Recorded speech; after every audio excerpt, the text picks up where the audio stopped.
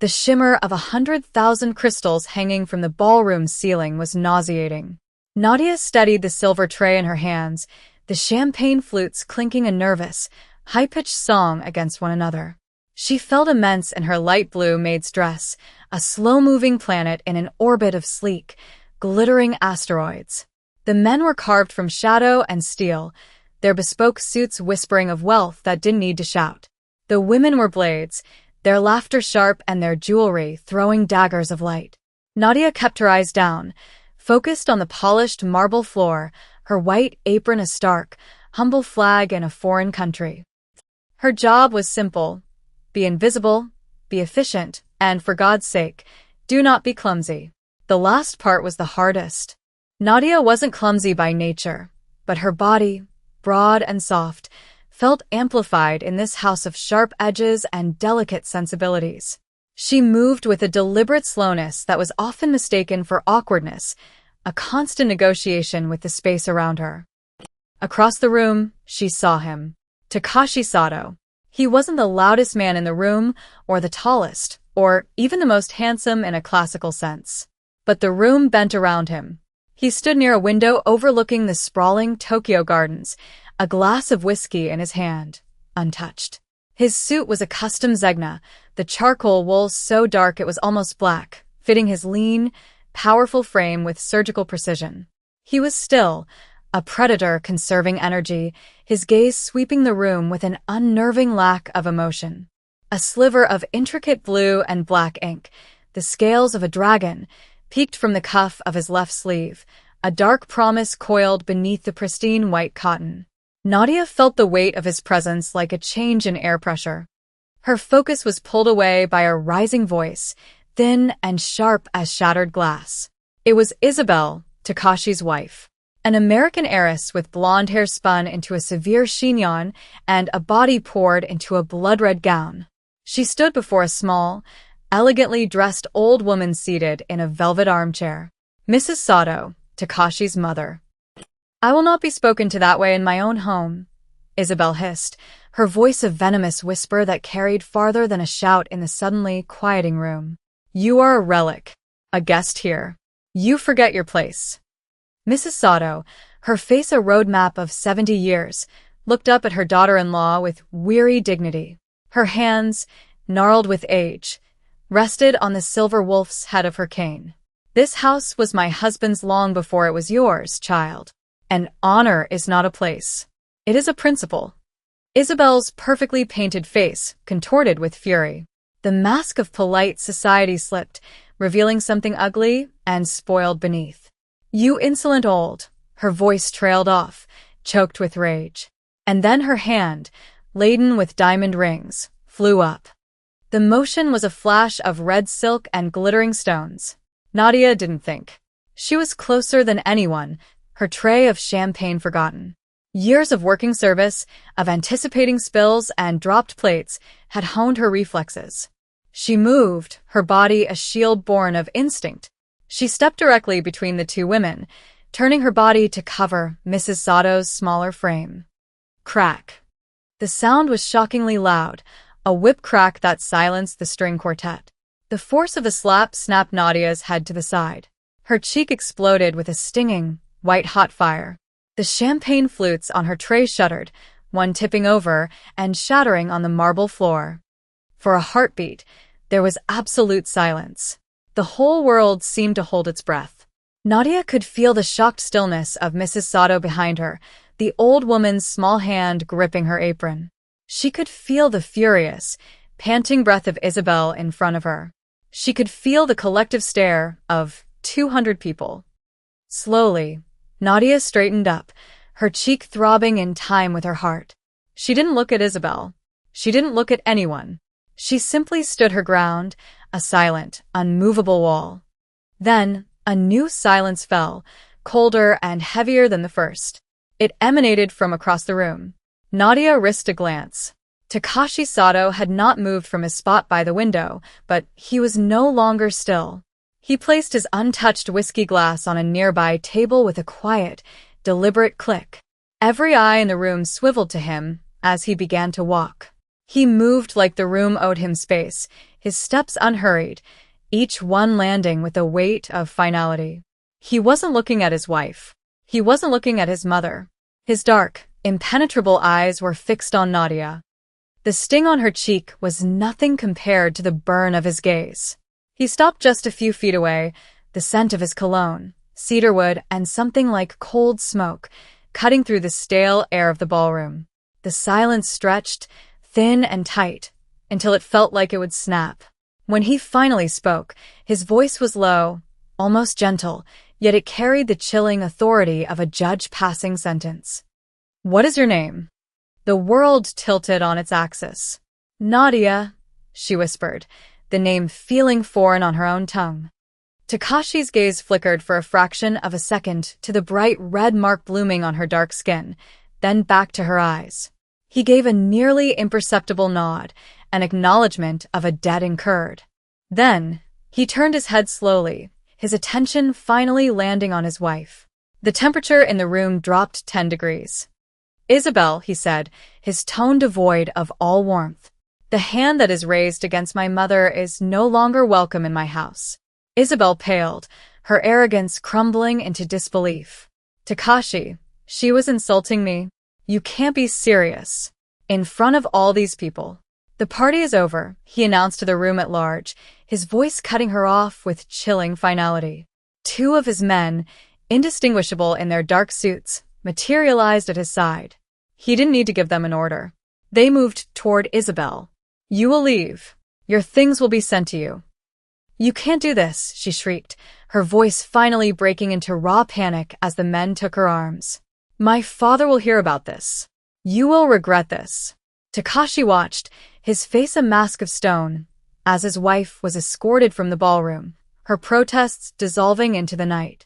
The guests, sensing the violent shift in the atmosphere, began to disperse in a hushed, hurried exodus, avoiding eye contact with their host as if his cold fury were contagious.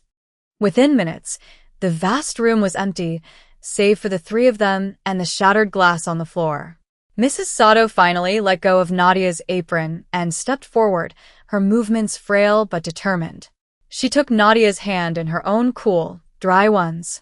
"Thank you, child," she said, her voice trembling slightly. That was a brave and honorable thing to do.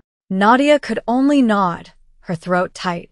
She felt Takashi's eyes on her still, a heavy, unreadable weight. "Come," he said. It was not a request. He turned and led the way out of the ballroom, down a quiet, wood-paneled hall. Nadia and Mrs. Sato followed. He brought them to a large, quiet study lined with books from floor to ceiling. A fire crackled in a stone hearth, the only sound in the room. He gestured for his mother to sit in a plush leather chair, which she did with a weary sigh. Then he turned to Nadia. He walked to a polished mahogany bar, opened a small drawer, and produced a first aid kit. He approached her, his movements economical and precise. He said nothing, simply uncapped a bottle of antiseptic and dampened a cotton ball. "May I?" he asked, his voice still low and controlled. Nadia flinched but nodded. He was so close now she could see the faint lines around his eyes, the almost invisible scar that bisected his left eyebrow. His fingers were long and graceful, but his touch was surprisingly gentle as he cleaned a small scratch on her cheek, where one of Isabel's rings had caught her. The antiseptic stung, but she didn't move. She just breathed in the scent of him, the cedar and smoke, and tried to keep her heart from hammering against her ribs. "My father," Takashi said suddenly, his voice quiet, directed at the wall behind her, "had a temper. He believed a man's home was his kingdom, and everyone in it was a subject. My mother endured his moods with a silence that I mistook for weakness when I was a boy." He finished dabbing her cheek, and his eyes met hers in the reflection of a glass-fronted bookcase. "I learned later it was strength. A strength I failed to honor. A mistake I have never repeated." He stepped back, the small distance between them feeling like a chasm. He was revealing a piece of himself, a vulnerability so deeply buried it felt like she was trespassing just by hearing it. He saw her action not as a maid's duty, but as an act of loyalty, the very thing he prized above all else, the thing his own wife had just desecrated. "You are dismissed for the night, Nadia," he said, his tone shifting back to that of an employer. "Someone will see to your cheek. We will speak tomorrow." As Nadia retreated, she heard Mrs. Sato speak to her son in Japanese, her tone soft but firm. Nadia didn't understand the words, but she understood the meaning. When she glanced back, Takashi was watching her go, his expression unreadable, but his eyes holding a new, dangerous kind of interest. That night, sleep did not come easily. The throbbing in her cheek was a constant reminder that she had stepped out of the shadows and into the blinding, lethal light of Takashi Sato's world. The next day, she was summoned not to the kitchens or the laundry, but back to the study. Takashi stood by the window again, staring out at the rain-slicked gardens. He didn't turn when she entered.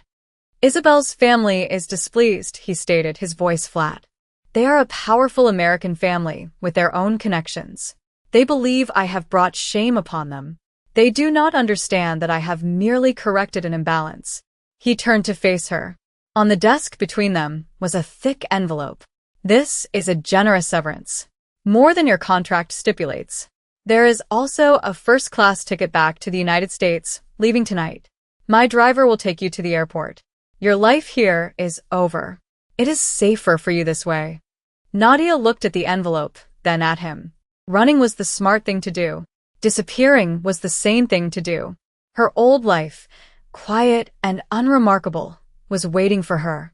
But as she looked at Takashi, she saw the storm brewing behind his calm facade. She saw the weight of his empire on his shoulders.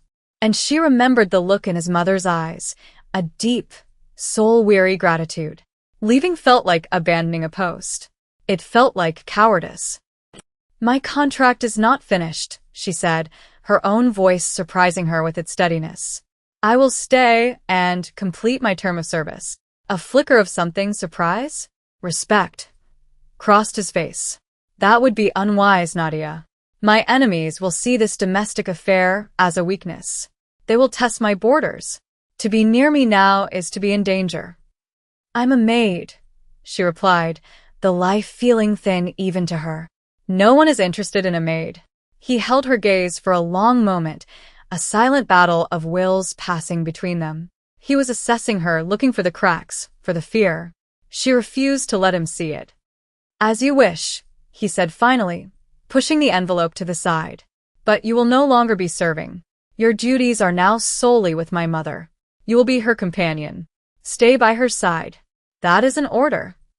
Later that week, he was in the library cleaning a small, ornate dagger where he sliced his palm on the wickedly sharp edge. It wasn't a deep cut, but it bled freely. Nadia, who was nearby reading to Mrs. Sato, saw it happen. She reacted without thinking, retrieving the first aid kit from the study. "Allow me," she said, her tone leaving no room for argument. He watched her, his expression guarded, as she took his hand. Her fingers were warm and sure as she cleaned the wound and wrapped it in gauze. His hand was cool, the skin calloused, the ink of a coiled dragon visible on his wrist. She worked in silence, her movements efficient and practiced. When she was done, her thumb brushed against his pulse point. His breath hitched, an almost imperceptible sound. Their eyes met over his bandaged hand. The air grew thick, charged with an energy that had nothing to do with employer and employee. He was seeing her, truly seeing her, not as a clumsy maid, but as a woman with steady hands and a quiet strength that defied the chaos of his world. He slowly pulled his hand back. The moment was over, but something had shifted between them. A line crossed in the silence. The first explosion was a dull, gut-punching thud that rattled the ancient windows of the mansion. Nadia was in the garden with Mrs. Sato, helping her prune roses, when the sound ripped through the afternoon quiet. A plume of black smoke billowed from beyond the main gate. A car bomb, meant for Takashi. No one was hurt, but the message was delivered. The sharks were circling, drawn by the blood in the water from his public dismissal of Isabel. Life in the mansion tightened into a state of quiet siege. More guards appeared, their faces grim, their presence a constant, low-level hum of threat. Nadia's world shrank to the confines of the house and its immediate grounds. She was no longer just a companion to Mrs. Sato. She was a quasi-prisoner, a ward under the fierce, suffocating protection of the Sato clan. Takashi became more of a ghost, seen only in passing, a flash of a dark suit down a hallway, the low murmur of his voice from behind the closed doors of his study. But Nadia felt his presence everywhere. He had assigned 2 of his most trusted men to shadow her and his mother. He was watching, always watching. The illusion of her insignificance shattered a week later. On a rare, approved trip to a specialty market in Ginza for Mrs. Sato's favorite tea, the world fell apart. They were walking back to the car, flanked by their 2 guards, when a black sedan screeched to a halt beside them. 2 men jumped out. It happened so fast, a blur of motion, a shout from one of their guards. One of the new men grabbed for Nadia. His hand closed around her arm, his grip like iron. Fear, cold and sharp, lanced through her. But before he could drag her, her protection detail moved with brutal efficiency. The sounds were sickeningly wet and final. It was over in seconds. Nadia was shoved back into the waiting car, her heart pounding a frantic rhythm against her ribs. Mrs. Sato was pale but calm, her hand gripping Nadia's tightly. When they returned to the mansion, Takashi was waiting for them in the grand foyer. The calm mask was gone. His face was a thundercloud of cold, controlled rage. He strode toward her, ignoring his mother, his eyes blazing. He grabbed her arm, his grip painfully tight, his knuckles white. "What did I tell you?" he bit out, his voice a low growl. He was furious, but the fury felt different. It was laced with a terrifying threat of fear. Fear for her. He saw the wince of pain on her face and immediately released her, his hand dropping as if burned. He took a step back, visibly reining himself in. "You will not leave the grounds again," he commanded. The words were an order from a boss, but they sounded like a desperate plea from a man terrified of losing something. "Under any circumstances. Is that understood?" Nadia could only nod, her voice lost somewhere in her throat. The enemy hadn't just targeted him. They had targeted her. They knew she mattered. And that made her the most dangerous person in the house. A few nights later, the war came inside. One of the men from the market attack was brought to the mansion. He was being held in the wine cellar. Nadia, unable to sleep, was in the kitchen getting water when she heard the muffled sounds from below. Curiosity, a dangerous and foolish impulse, pulled her toward the cellar door. She listened, her ear pressed against the cold, heavy wood. They were interrogating him. He wasn't talking. She heard one of Takashi's lieutenants growling in frustration. "He knows when the next move is planned. He won't give it up." Then she heard something that chilled her to the bone. "They're not going for the boss this time. They're going for the old woman. A public execution. Maximum shame." Nadia's blood ran cold. Mrs. Sato, the kind, frail woman who read poetry to her in the afternoons. The memory of Isabel's hand flying toward that wrinkled face flashed in her mind. An anger, cold and pure, rose in her.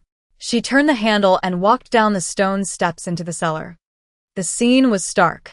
The man was tied to a chair, his face bruised and bloody. Takashi stood off to the side, his arms crossed, watching with predatory stillness. His lieutenants froze when they saw her. "Nadia, get out," Takashi ordered, his voice sharp. She ignored him. She walked toward the captive, her gaze level. She looked at the man, not with pity, but with cold assessment. He sneered at her. "What's this? You bring the help to scare me." Nadia stopped a few feet from him. She noticed a small, faded tattoo on his wrist, a simple character. She didn't know what it meant, but she took a gamble. "The man I saw you with at the market," she said, her voice clear and calm. "He told us everything. He said you were the one who suggested targeting the old woman. He said you did it to impress your boss, to make up for the money you skimmed from the last shipment." The man's eyes widened almost imperceptibly. It was a lie, a complete shot in the dark, but it landed. "He said you have a sick mother yourself," Nadia continued, her voice softening with feigned sympathy. "He said you send her money every week. What do you think your clan will do to her when they find out you betrayed them to save yourself? The man started sweating. He's lying. I didn't say anything. Takashi stepped forward, seizing the opening she had created. He did, Takashi said, his voice like silk and razors. And he gave us your mother's address. The man broke. He started babbling, spilling everything, dates, locations, names. Nadia turned and walked back up the stairs, her legs shaking. She had crossed a line. She had stepped into the interrogation, participated in the ugliness, and used a man's love for his mother against him. She could never go back to being just a maid. She was part of it now. Later that night, he found her in the moonlit garden. The air was cool and smelled of damp earth and night-blooming jasmine. He stood beside her, not speaking for a long time. Everyone in my life wants something, he said finally, his voice rough. My wife wanted my name. My rivals want my territory. My men want my protection. He turned to look at her, his face shadowed, his eyes gleaming in the dark. You asked for nothing. And you offered what was not required of you. First for my mother. And now, in that cellar, he took a step closer.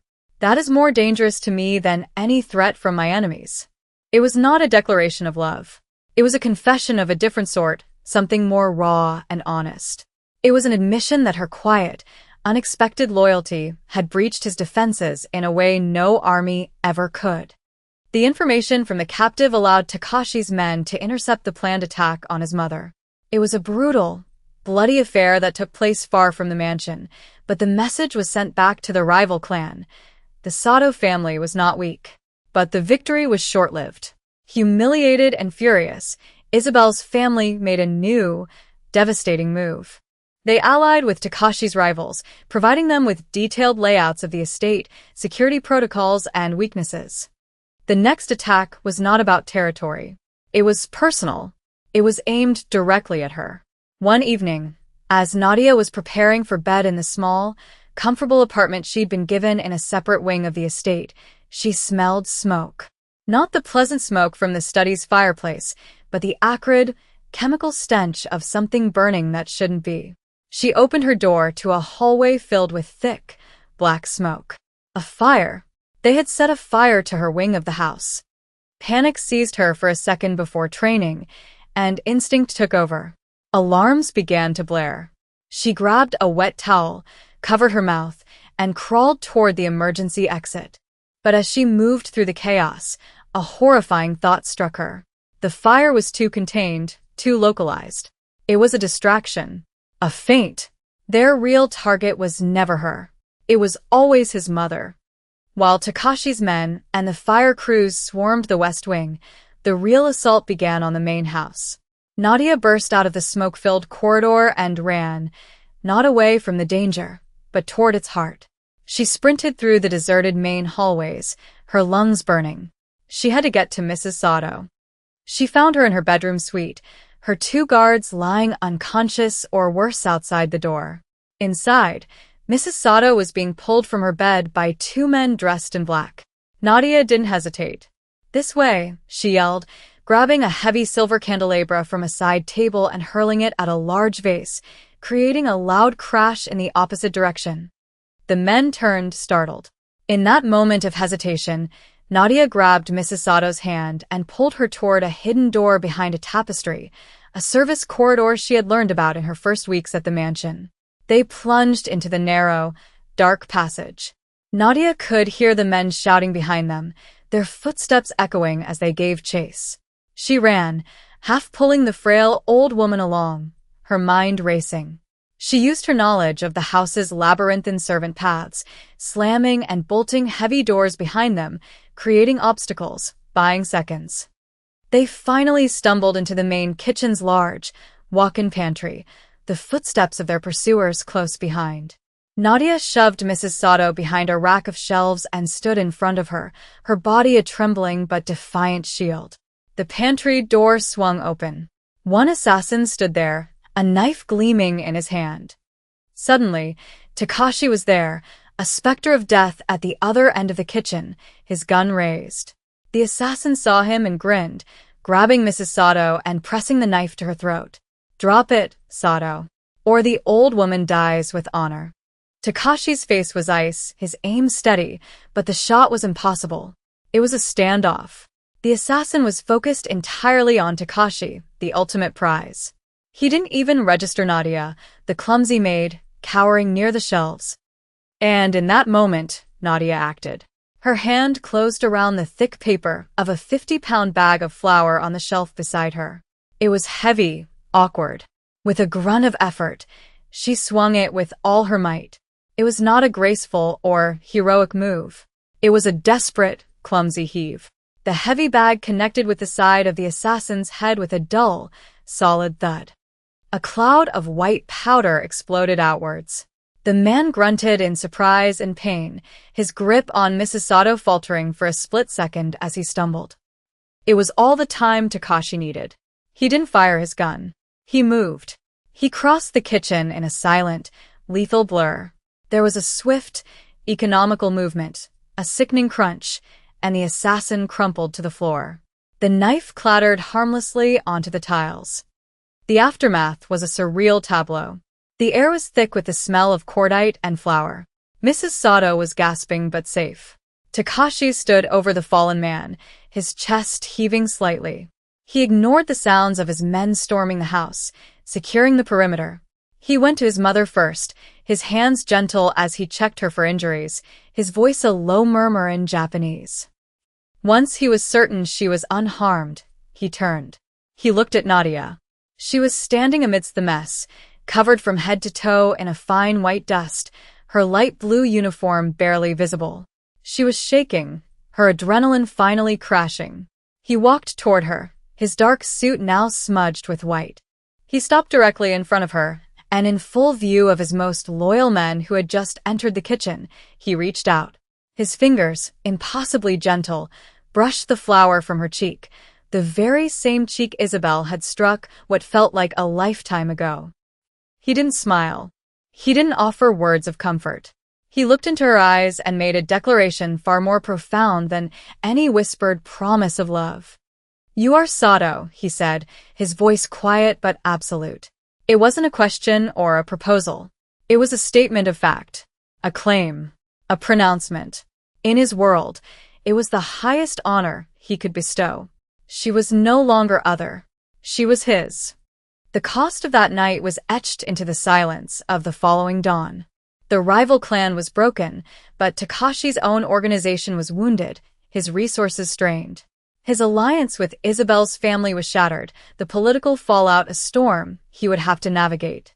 And Nadia's old life, the simple life of a woman who just wanted to do her job and go home, was a ghost. It was gone forever. The sun was rising, painting the sky in shades of bruised purple and soft rose. Nadia stood on the balcony of Takashi's private suite, overlooking the gardens, now dotted with guards. She was no longer in her uniform. She wore a simple robe of deep blue silk he had left for her. She felt its impossible softness against her skin.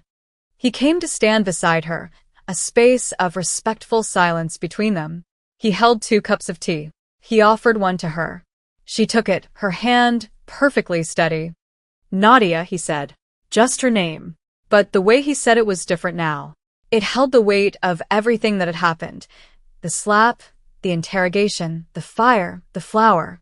It was a promise of protection and a warning of the world she now inhabited. She met his gaze, dark and intense. She had made a choice when she refused the plane ticket. She had made another when she walked into that cellar. She had made a final, irrevocable one when she'd swung that bag of flour. There was no going back.